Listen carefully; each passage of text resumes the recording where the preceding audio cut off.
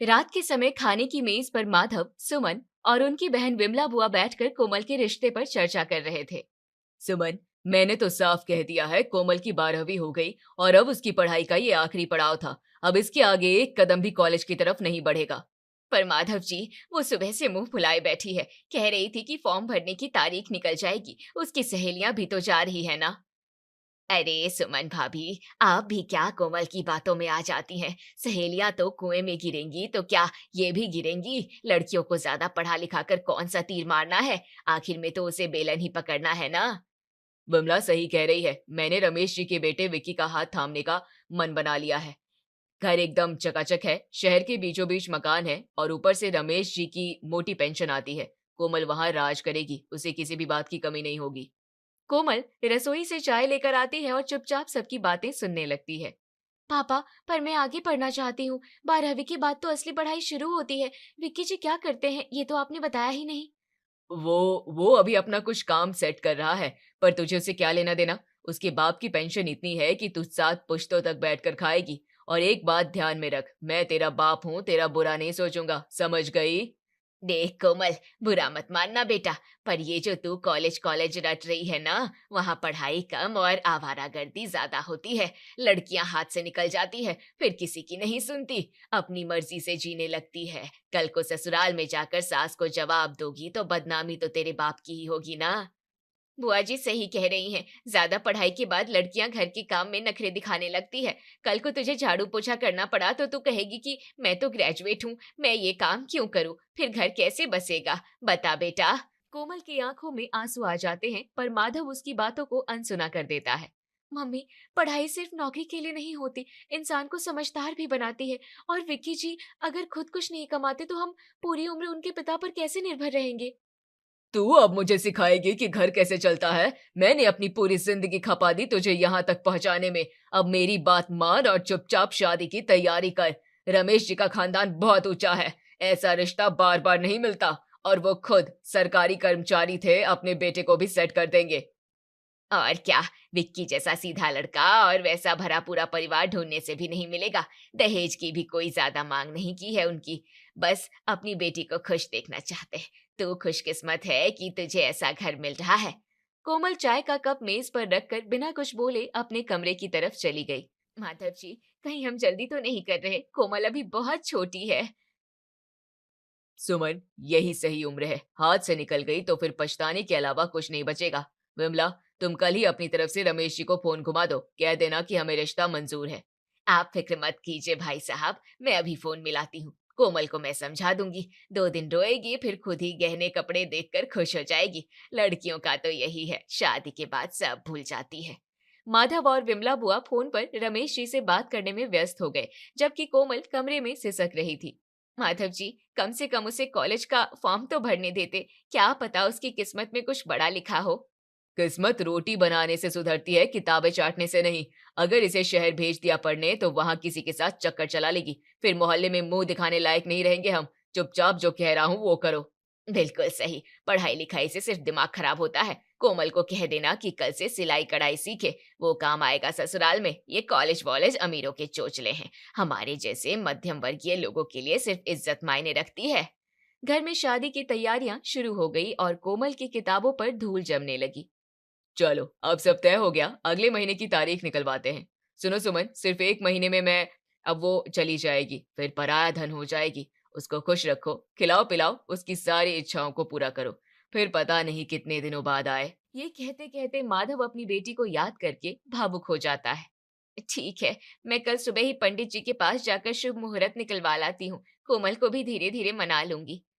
देखना भाभी, शादी के बाद कोमल मुझे दुआ देगी कि बुआ आपने अच्छा घर दिलवा दिया, वहां उसे रानी की तरह रखा जाएगा। बस यही तो चाहिए एक लड़की को। पूरा परिवार शादी के जश्नों की बात में खो गया, लेकिन कोमल के सपनों का गला घोट दिया गया। सुमन, कोमल के लिए जो पैसे जोड़ रखे थे, अब उनसे जेवर बनवाना शुरू करो।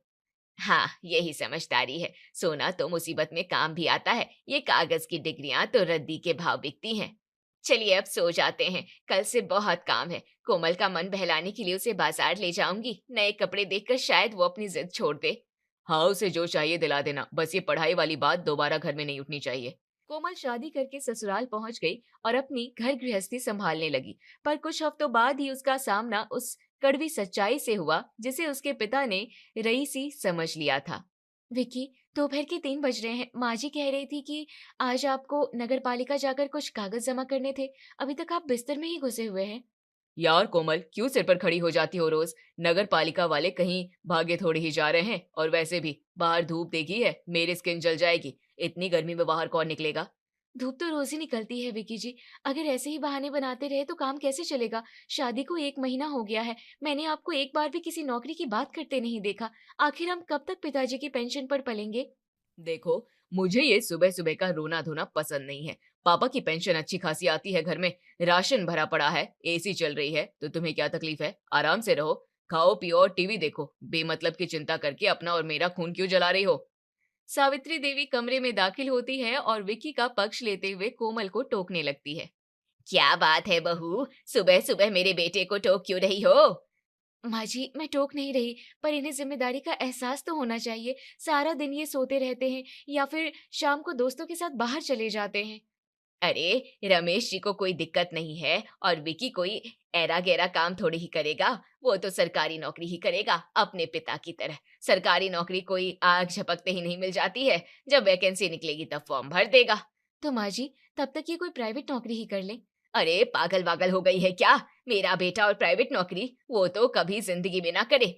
प्राइवेट में तो बस गुलामी होती है, मेरा बेटा शान से जिएगा। कोमल रसोई में जाकर काम करने लगती है। शाम को रमेश जी घर आते हैं और थके हुए सोफे पर बैठ जाते हैं। सावित्री, जरा पानी पिलाना। आज बैंक के काम से गया था, बहुत भीड़ थी। उम्र हो गई है अब, ज्यादा भाग दौड़ नहीं होती। विकी कहाँ है? उसे सुबह बोला था बैंक से कुछ काम निपटा दे। वो वो अभी सोकर उठा है जी। फिर उसके दोस्त आ गए तो उनके साथ बाहर गया है। कह रहा था कि कुछ जरूरी काम है। कैसा जरूरी काम? उसका सारा काम तो घर की दहलीज के बाहर ही होता है। कोमल बेटी, इधर आओ। क्या विक्की ने तुमसे कभी भी अपनी नौकरी के बारे में कोई बात की? नहीं पिताजी, जब भी मैं उनसे पूछती हूँ वो या तो गुस्सा हो जाते हैं या बात टाल देते हैं। विक्की रात को देर से घर लौटता है और कोमल उसे खाना परोसती है। आज फिर टिंडे बनाए हैं, मेरा मूड नहीं है खाने का ये। बाहर दोस्तों के साथ पनीर टिक्का खा लिया था मैंने, तुम लोग खा लो। विक्की, पिताजी सारा दिन बैंक के चक्कर काट रहे थे और आप दोस्तों के साथ पार्टियां कर रहे थे। आपको पता भी है वो कितने थक गए हैं। क्या आपको जरा भी शर्म नहीं आती कि आपके पास अपनी जेब खर्च तक के पैसे नहीं है? फिर से वही शुरू। देखो कोमल, मुझे लेक्चर मत दो। पापा की पेंशन है, उनका बैंक बैलेंस है, सब मेरा ही तो है। मैं उनका इकलौता बेटा हूँ, मुझे किसी के आगे हाथ फैलाने की जरूरत नहीं है। और रही बात काम की, तो मैंने कह दिया है ना, करूंगा तो सरकारी नौकरी, वरना कुछ नहीं। सरकारी नौकरी के लिए पढ़ाई करनी होती है, पर आपकी किताबें तो धूल खा रही है। आपने एक पन्ना तक नहीं पलटा। विक्की गुस्से में खाने की थाली एक तरफ सरका देता है और कमरे से बाहर जाने लगता है। अपनी ये 12वीं वाली अकल अपने पास रखो। तुम यहाँ सिर्फ रोटियां बनाने आई हो, मेरी जिंदगी का फैसला लेने नहीं। रमेश जी दीवार के पीछे खड़े होकर विक्की और कोमल की बहस सुन रहे थे और उन्हें अपनी परवरिश और विक्की की बातों पर गहरा दुख हो रहा था। एक दिन कोमल बाजार से घर का कुछ सामान लेकर लौट रही थी, तभी पड़ोस की कुछ औरतें चबूतरे पर बैठकर उसे ताना मारने के लिए रुकवा देती है। अरे कोमल बिटिया, जरा रुकना तो, बड़े दिनों बाद दिखाई दी। सुना है तेरे पति विक्की बाबू अभी भी घर पर ही बैठकर आराम फरमा रहे हैं। कैसे गुजारा होता है तेरा इस महंगाई में? नमस्ते चाची जी। विक्की जी अभी अपनी तैयारी कर रहे हैं, घर में सब ठीक है। अरे काहे की तैयारी, मोहल्ले भर को पता है कि वो कितना बड़ा कामगार है। पूरी जवानी बिस्तर तोड़ते निकाल दी, और अब तेरी भी मती मारी गई थी जो तूने ऐसे निठल्ले से शादी कर ली। हाँ कर दी। क्या तेरी माँ बाप ने रिश्ते करने से पहले आंखें बंद कर ली थी क्या? लड़के का घर नहीं देखा था क्या? अरे हम तो बचपन से देख रहे हैं विक्की को, एक नंबर का कामचोर है। अपने बाप की पेंशन पर पल रहा है, और अब तेरा भी जीवन उसी अंधेरे में धकेल दिया। हमें तो तरस आता है देखकर कि इतनी सुशील बहू को ऐसा निकम्मा पति मिला। तेरे घर वालों ने जरा भी छानबीन नहीं की थी क्या? चाची, ये हमारे घर का निजी मामला है। पिताजी हमारा पूरा ख्याल रखते हैं। अरे कब तक रखेंगे? बूढ़े की पेंशन कब तक साथ देगी? कल को जब वो नहीं रहेंगे तब क्या सड़कों पर कटोरा लेके बैठोगी? विक्की तो दिन भर आवारागर्दी करता है और तू घर में खटती रहती है। हमें तो लगता है तेरे नसीब ही फूटे थे। औरतों की बातें सुनकर कोमल का मन भर आया। तभी वहां उसकी सहेली नमन आ पहुंची, जो कोमल की हालत समझ गई थी। कोमल, चल यहाँ से, देर हो रही है और चाची, आप लोग दूसरों के चूल्हों की आग देखने के बजाय अपने घर का ध्यान रखें तो बेहतर होगा। कोमल कोई बेसहारा नहीं है, वो खुद अपना रास्ता बनाना जानती है। नमन कोमल का हाथ पकड़कर वहां से उसे ले गई, पर पड़ोसियों के वो कड़वे शब्द कोमल के कानों में गूंज रहे थे। नमन, ये लोग सही कह रहे हैं। कब तक मैं दूसरों की कमाई पर अपनी जिंदगी का बोझ लाद कर चलूंगी? अब मुझे कुछ करना ही होगा। कुछ दिनों बाद जब सुबह विक्की और सासू माँ घर पर नहीं थे, तब रमेश जी ने कोमल को अपने पास बुलाया। कोमल बेटी, इधर आओ। कल रात जो भी विक्की ने कहा, उसके लिए मैं तुम दोनों की बातें सुन रहा था। मुझे बहुत शर्मिंदगी है कि मेरा बेटा इतना गैर जिम्मेदार है। विक्की को लगता है कि मेरी पेंशन और ये घर हमेशा के लिए है, पर उसे नहीं पता कि बिना मेहनत के रईसी रेत की तरह हाथ से फिसल जाती है। पिताजी, मैं बहुत कोशिश करती हूँ कि वो समझे, पर वो मेरी तो बात सुनना ही नहीं चाहते। मुझे डर लगता है कि आगे हमारा क्या होगा।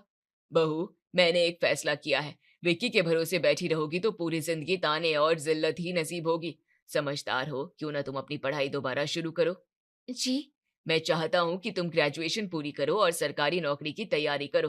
बेटा, मेरी जिंदगी कब तक है, और सच कहूँ तो इस घर में मैं तुझे लेकर आया हूँ। मैं जानता था मेरा बेटा कैसा है, फिर भी मैंने तुझे इस दलदल में धकेला। अब तेरा भविष्य संभालने की जिम्मेदारी मेरी है। पर पिताजी, अब इस उम्र में और इस घर की बहू बनकर सासू माँ और विक्की जी को कभी वो तो कभी राजी ही नहीं होंगे।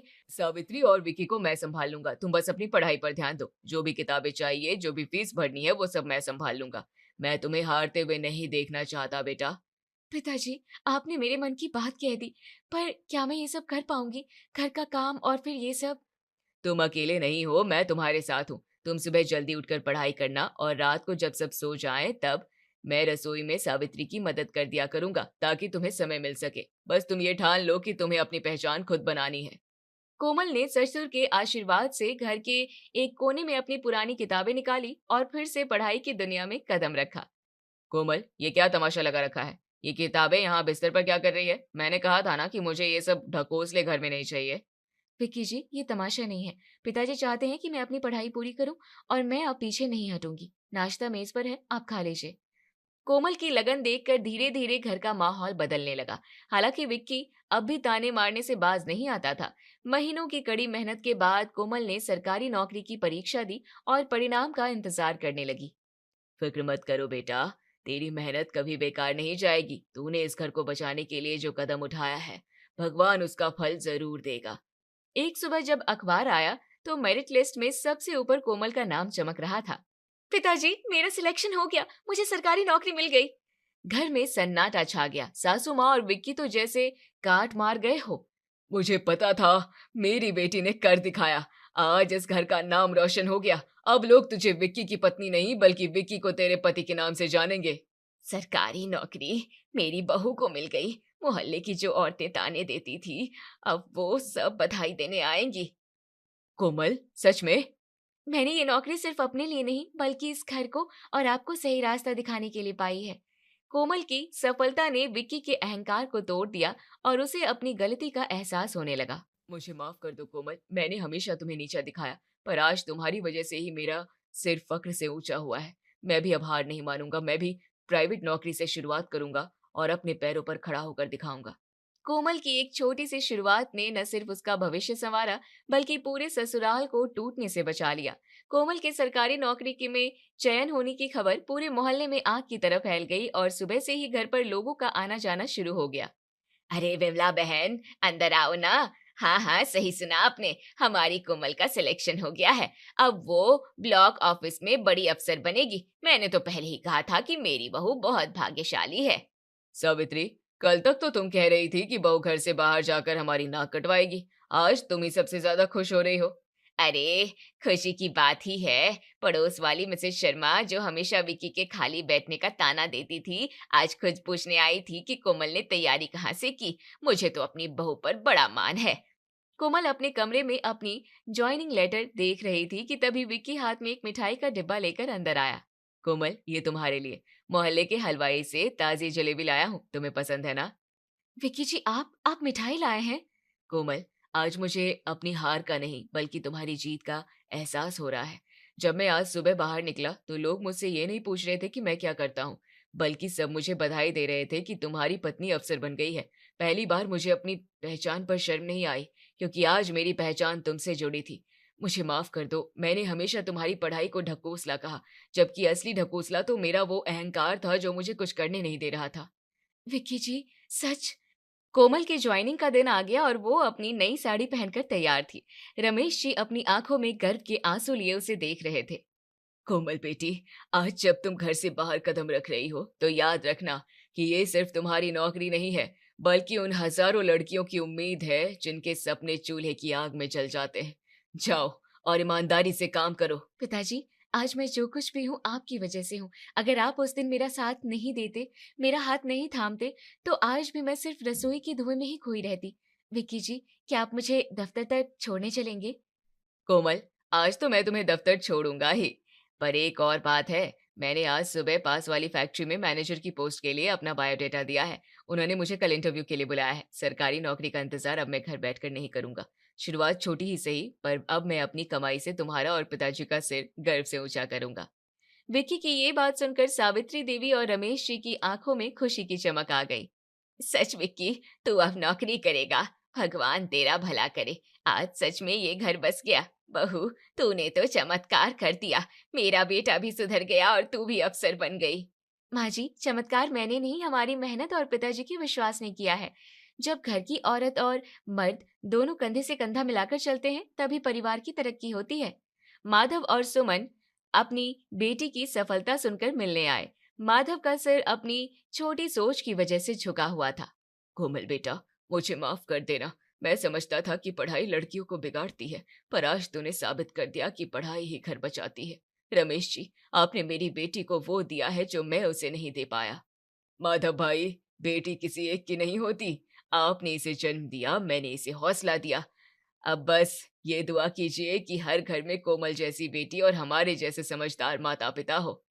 पूरा परिवार घर में साथ खड़ा था। कोमल की सफलता ने न सिर्फ एक नौकरी दिलाई थी, बल्कि एक बिखरे हुए परिवार को एकता और स्वाभिमान का पाठ पढ़ाया था। बेटी पढ़ाओ, ससुराल बचाओ। आज ये सिर्फ एक नारा नहीं, मेरी जिंदगी की हकीकत है।